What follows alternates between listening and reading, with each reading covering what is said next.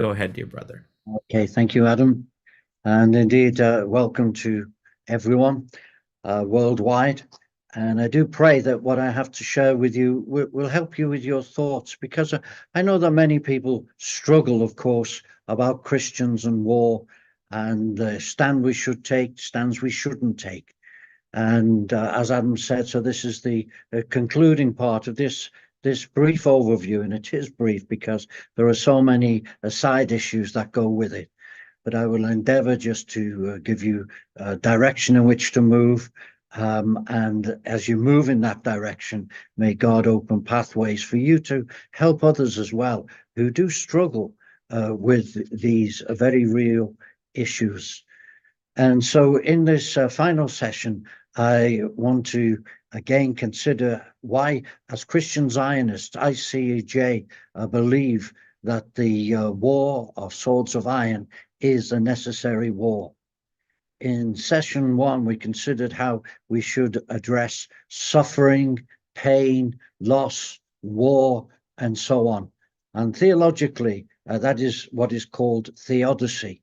And theodicy has always been really a starting point for people who are thinking deeply about the faith and what is going on in the world and what is going on with God and these sort of things. And I mentioned a few times how Job is probably the prime example of a book on theodicy in the scriptures. However, Bible believers understand that evil does abound in this world until the Lord returns. And again, because God has given us free will, and with this free will, godless choices are made as well as good choices are made. But for us as believers, as Christian Zionists, we believe in free will theodicy. And that's why wrong choices are made, bad choices. The choice of war is made because people of their own free will choose this degrading path of war. But still, God's will is that everything will ultimately work for good. And that is a great confidence for us, that even out of the most dire situation, God will work all things together for good. And God chooses to let nations as well as individuals make decisions. And we are in this valley of decisions. And part of following God, we also accept the mysteries that are in God. For instance, Israel is spoken of as a mystery in God. And this side of eternity, we don't know all the answers to everything. There are many things that are revealed, but there are mysteries where we just lift up our hands and say, Lord, it's just in your care, it's in your understanding, and blessed be the name of the Lord. And not only are there mysteries in God, but there's also paradoxes in God. And that's really what we are considering. And these paradoxes, which means a contradiction or a seeming contradiction. How can God be a Prince of Peace? He is. And yet he's also, as it says clearly in the Bible, that he is a God of war. He is a warrior God. An example is in Exodus 15 about that. And also, of course, he is the God of the angelic armies, which I want to come on to a little bit later on. And in Psalm 144, the psalmist cries out and says, Lord, teach my hands to war. Teach my hands to war. In other words, God, show me how I should fight. Now, we would think that everyone would know how to fight, but there's a special way in God that you fight a good, godly warfare. In Numbers chapter 1, I've mentioned this a few times, it speaks there where God tells Moses to take each of the tribes and prepare them for the war that they need to go ahead with. And so I've been trying to get across that there is this right way to go to war, a godly soldier, even though war is a product of fallen humanity, inspired by demonic forces, we can still pray and should pray for a godly warfare and, of course, a godly outcome. And last week we looked a little bit more at this warrior God And this warrior God is more than just an Old Testament or Tanakh, a picture of him. And many people argue, and again, I want to touch on that in a few moments, that the God of the Old Testament is different to the God of the New Testament. But as an example, Romans 13, where Paul teaches that God allows just authorities to punish, as it says in that passage, with the sword evildoers. So God is giving a sanction to where necessary, and only where necessary, that authorities can be used to put down evil men who are gaining in ascendancy. And this thought traveled throughout the Christian church. In the very early church, that there was a backlash because of the Roman Empire, and the Christians didn't go to war for quite some time. But then gradually, particularly as the church and the state worked together, the Christian soldiers again took to arms, but they had restrictions. And those restrictions were put down as a sort of just war manifesto, just war criteria. And, excuse me, by the time we get to the reformers, they believed in the church and state, and they taught, as Paul, that civic authorities were ordained by God as legitimate government to administer natural law. Natural law is part of what God gives to all men, made in the image of God, the imago Dei, the light, if you like, that lights everyone that comes into the world. And I personally believe that of course it's been extinguished by so many people, sadly, but there is that something of God still inside of people. Anyway, both Jewish and Christian leaders have wrestled with how to deal with wicked and evil people, such as those, as we've just heard, who massacred over 1,200 Jews. And undoubtedly, that was an unjust war, brutal and merciless. So what should be the biblical response? What should be the Christian response? And the ultimate purpose of a just war should be the restoration of peace and justice. And to let violence and aggression continue does not and will not eliminate evil at this point in time. And so this doctrine of just war emerged, and it's still applicable, and it's accepted, at least in theory, by many nations. For instance, the Geneva Convention of 1949, at the end of that dreadful Second World War, that was where nations came together, and they agreed with many of the principles for a just war. And the Nuremberg trials, where the Nazis were put on, they were not just slaughtered, they were given a fair and just trial, and so on. And so this principle inside of people, that there is a justice that is beyond a natural justice, it is a God-given thing, is accepted by so many. And I would like to consider another important aspect, which is like the just war, but is actually separate from it. And I would call that God's war, which is a direct war from heaven, or with very little human agency, such as the armies of Israel. And this war is called in Hebrew, the Hebrew word is haram. And this word has its evil counterpart, and that evil counterpart, I would argue, is the word jihad.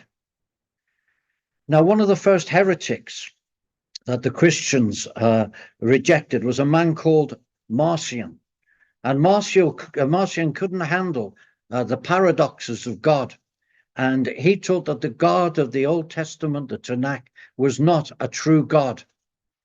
Sadly, he gained a very large following, and around the year, I think it would be around about the year 150 AD, that there were many who followed him, and he had almost a larger following as the growing Christian church at one time. And he wrote, amongst other books, one called Antitheses, and antitheses means contradictions. And he decided that there were so many contradictions between the Old Testament deity and the New Testament God that he put them all down. And this guy, as he wrote this and as he rewrote the Bible, he took practically all of it out, and it just got to a ridiculous stage. Now, he decimated the Bible, and he decimated the Bible because he couldn't handle how God was a warrior God, how God could say about the Canaanites at one stage in their existence that they must be utterly destroyed, and the memory of the Amalekites should be removed. So why do I even mention this man now with all of this? Because today I believe there are many Marcionites around, and they believe that God doesn't hate sin so much that he would destroy a nation or a people rather than pollute the land or pollute the people. But we must remember that God is absolutely perfect and just in all his ways. His ways are so much higher than our ways. And God is full of mercy and truth. He's not a man that he should lie. He has such a higher understanding that is way beyond any of our understanding. And like a just war that is fought primarily by men, Haram is fought by God. And it's the same or many same principles or criteria for the just war. First of all, that it should never be for personal revenge, but for divine justice. And we know that our God is not a God who has personal revenge as people have it, but he is a God of divine truth and justice. And a second point is that it's not for military glory. There's no glory given to any army on earth when Haram takes place. All the glory goes to God. And the third point is that it's not for plunder. Now, actually, in the sin of Achan, that's a good example. That was actually should have been a Haram battle. And he stole what should have been given to God, and with very serious consequences. And when something is devoted to God, it mustn't be touched by man. And the next thing is that it's not for any reward. It is just ultimately for God's glory. And they're a very important point. It's not, it's for a security against idolatry, immorality, and such things.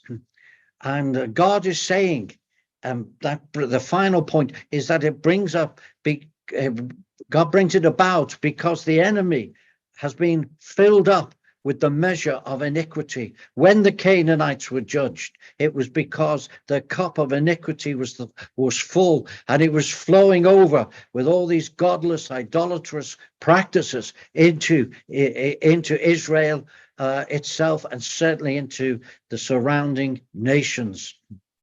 So Haram was initiated by God and not by man. I mentioned at the end of the last session where Joshua meets the captain of the heavenly armies, and he says, are you for us, or are you for our enemy? And the captain of the heavenly host, may it be a theophany, a manifest appearance of Christ before his incarnation, he just gives the one word answer, no. Why does he give such a simple answer? And what does it mean? Well, I believe it means that God is saying to whoever, you fight a godly war with godly principles, godly aims, with a good heart as much as you are able, and then I will be with you. So when the war is Haram, it's disastrous to take what is given to God and devote it to God and give it elsewhere. Let me just give you some quick examples. In Esther chapter 9, let me just read a couple of verses to you. You all know the story of Esther and how the Jews were to be annihilated, and then the tables were turned, and Haman was destroyed himself. And in chapter 9, it says this in verse 10, the 10 sons of Haman, the son of Hammedatha, the Jews' enemy, but they did not lay their hands on the plunder. So the Jews didn't lay their hands on the plunder. And it says exactly the same in verse 15. It says they killed 300 men in Susa, but they did not lay their hands on the plunder. And the same in verse 16. They killed 75,000 of those who hated the Jews, but they did not lay their hands on the plunder. And so we see this principle here that a jihad would take everything. But when it's God's war, when it's devoted to God, it is so important that principles are kept and maintained to. So how do we bring this right up to date and say what is going on in the wars of Israel and what is our response? Obviously, prayer, our practical support are vital. But again, I just want to close by just looking at some scriptures in Micah. And Micah, again, speaks to the children of Israel. And he says this, and this is in Micah chapter 4.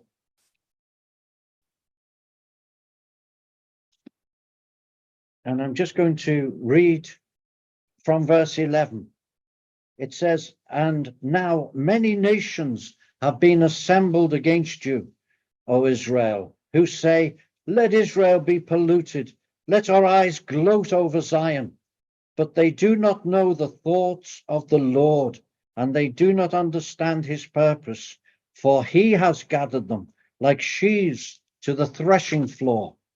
Arise and thresh, daughter of Zion. For your horn I will make iron, and your hooves I will make bronze, that you may pulverize many people, that you may devote to the Lord their unjust gain, and their wealth to the Lord of all the earth.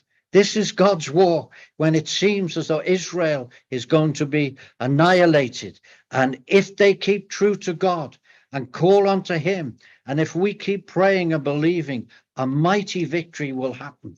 And I just want to close with this, because in this marvelous passage in Micah, it begins that very same chapter talking about what is to come, because the end of this story is not that God will remain a God of war, because the kingdoms of this world are going to become the kingdoms of the Lord and of his Christ. He is going to reign forever and ever. And we pray, Lord, let your kingdom come, which is a kingdom where there's no war and no peace, and no more war against peace, and a peace that will last forever will occur. And that's why it says this.